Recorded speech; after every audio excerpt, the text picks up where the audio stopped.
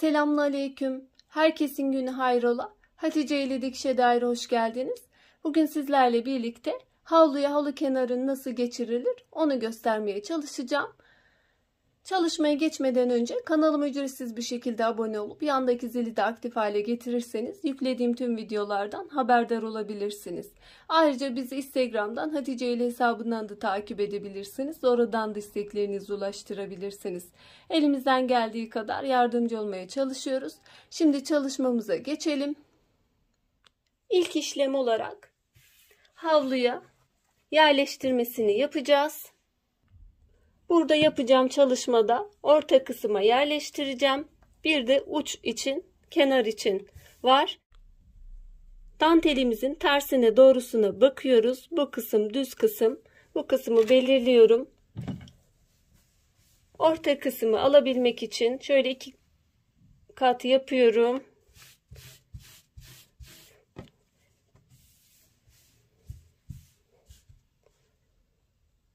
Şu kısmı baz alarak yapacağım zaman çok yukarıda kalacak. O yüzden daha aşağı indiriyorum. Bunu dantelinize göre de karar verebilirsiniz. Şöyle uç kısmı da yerleştirdiğim zaman birbirine yakın oluyor. Ayarlamamı yaptım. Tekrar sağlaması için aynı şekilde ölçüyorum. Her iki taraftan da eşit gelmesi gerekiyor. Bu şekilde sağlamasını da yapabiliriz. Şimdi iğneliyorum.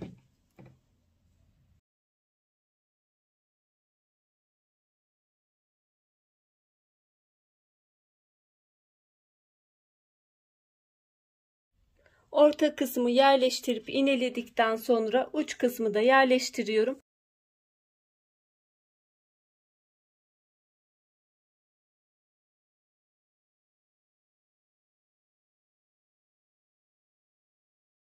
Farklı şekillerde de yerleştirebilirsiniz tabi. İsteğinize bağlı.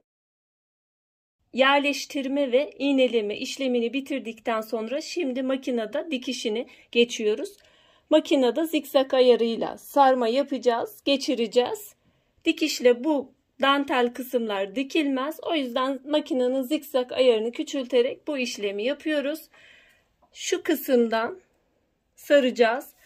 Orta kısmında şu beyaz kısımların, dış kısımların yani çerçevesini şu şekilde sarıyorum. Orta kısımdan da aynı şekilde şuradan alacağım. Ve şu iç kısmı da aynı şekilde sarıyorum. Çerçeve içine almış olacağız. Şimdi makineye geçelim. Dantelimizi sarmak için nakış iplikleri oluyor. Markası fark etmez. İstediğinizi alabilirsiniz. Eğer nakış ipi elinizde yoksa dikiş ipiyle de sarabilirsiniz. Dikiş ipi biraz kalın olduğu için nakış ipi daha güzel oluyor. Ama yoksa elinizde dikiş ipiyle de sarabilirsiniz. Ayrıca şöyle bir yardımcı aparata ihtiyacımız var. Ben ucu kırılmış bir tığ kullanıyorum. Eğer bu elinizde yoksa herhangi bir büyük iğne de yardımıyla kullanabilirsiniz. Bunu birazdan yaparken göreceksiniz. Kullanma amacımı. Düz dikişle yapmıyoruz. Zikzak ayarını alıyoruz. Zikzak ayarımızda verildiği gibi değil de zikzak genişliğini düşürüyoruz. 2,5 aldım. 2 de alabilirsiniz. Adım sıklığını da düşürüyorum. Bunu deneyerek de yapabilirsiniz. Ben 1,2 de kullanacağım. Makineden makineye değişir. Ama şöyle ortalama olarak size ayarını şu şekilde yaptım. Mesela bunu 2 olarak da bunu 1 olarak da bir tık daha sık sarmak isterseniz o şekilde de yapabilirsiniz. Bu ayarı da kullanabilirsiniz.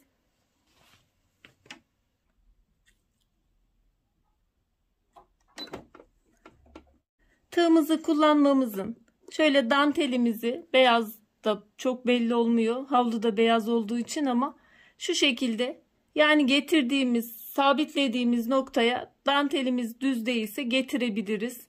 Bu dantel şu an gayet düz, net bir şekilde bunsuz da sarılabilir.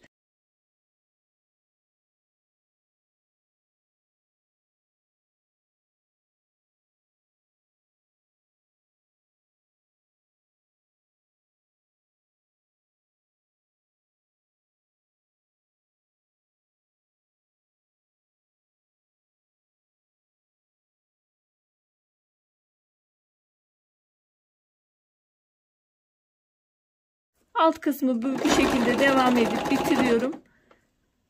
Tam şu zincirin üzerine sarıyorum.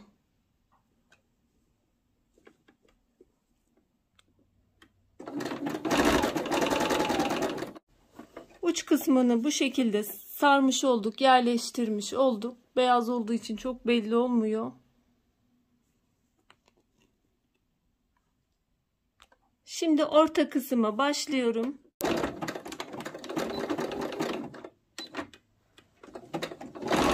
Burada biraz buna ihtiyacım yok. El yardımıyla yapacağım. Eğer iğne takılı tuşunuz varsa bunu kullanın.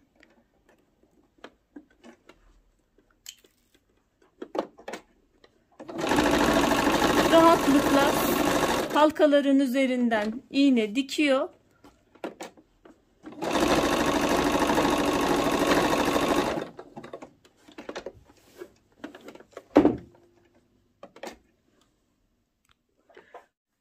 Dış kısımları sarmış olduk. Şimdi iç kısımları da şu şekilde sarıp bitireceğim.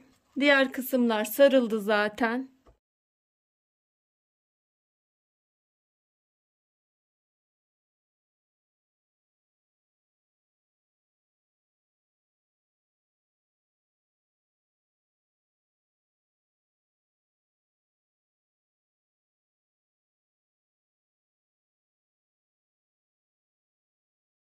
Sarma işlemini bitirdik. Dikim işlemini bitirdik. Şöyle yakından da gösteriyorum. Örnek almak isteyen arkadaşlar bu şekilde de alabilirler.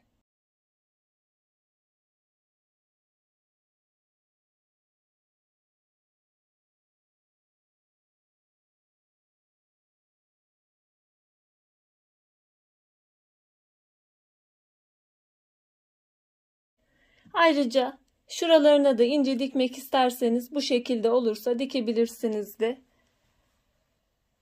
Umarım faydalı bir çalışma olmuştur. Yapmak isteyen, denemek isteyen arkadaşlara kolaylıklar diliyorum. Allah'a emanet olun. Hoşça kalın, sağlıcakla kalın.